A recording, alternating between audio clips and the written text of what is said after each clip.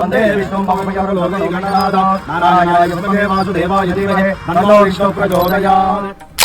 கன்ஸ்ட்ரக்ஷன்னா பூமி பூஜை பண்ணுறோம். பூமி பூஜை எதனால் பண்ணுறாங்கிறது நம்ம வியூவர்ஸும் கிளைண்ட்ஸுக்கும் எக்ஸ்பிளைன் பண்ணுவோம். எல்லாருக்கும் நமஸ்காரம்.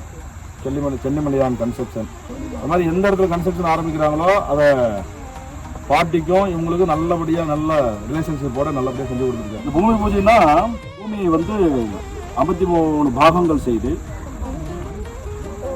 கயா அப்படிங்கிற அந்த ஊரில் வந்து கயாசுரன் அப்படிங்கிறவரை பூமி முழுக்க தன் உடலை விரிச்சுக்கிறார். சுவாமியுடைய வரத்தினால் பூமாதேவியுடைய வெயிட்டு தாங்க முடியல, மக்கள் எல்லாம் வாழ்றதுக்கு இடமில்லை.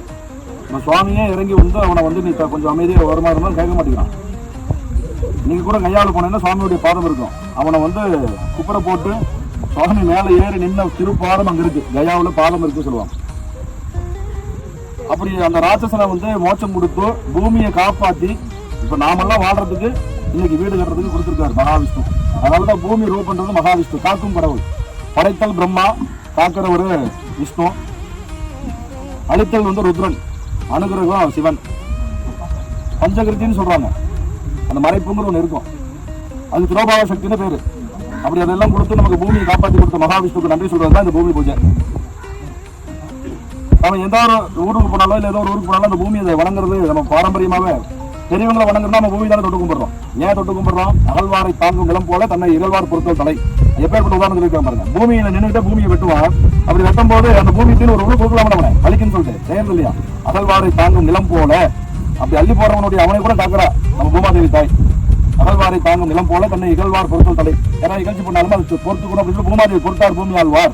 பூமிக்கு நிறைய உதாரணம் சொல்லலாம். அப்படி பூமி ரூபத்தில் இருக்கக்கூடிய பூமி ரூபமா இருந்தா கூட அந்த கலப்பை இருக்கு இல்லையா, நம்ம ஏர் வரும் இல்லையா, அது வந்து மகாவிஷ்ணுடைய ரூபம். நம்ம பூமியா இருக்கிறது பூமாதேவி. அதை வெள்ளாம பண்றதுக்கு நமக்கு அந்த கலப்பை எடுத்து நம்ம இழுத்து செய்யறது வந்து பாத்தீங்கன்னா மகாவிஷ்ணு. அதனாலதான் அந்த காலத்துல ஏருக்கு கூட பூஜை பண்ணுவாங்க. இன்னைக்கு எல்லாமே டாக்ஸியா மாறி போச்சு, ஏற இல்லை. அப்படி பூமாதேவியினுடைய பெரிய ரகசியம். அப்படி பூமாதேவி தொட்டு அதை வேலை செஞ்சு அதை நம்ம ஒரு கன்ஸ்ட்ரக்ஷன் மாதிரி பண்ணி செய்யறதுக்கு மகாவிஷ்ணு வந்து எல்லாத்துக்கும் அனுகிரகம் பண்ணிட்டோம்னா பிரார்த்தனை பண்ணிக்கிறேன். ரொம்ப சந்தோஷம். இந்த மகாராஷ்டிரம் நல்லா இருக்கு.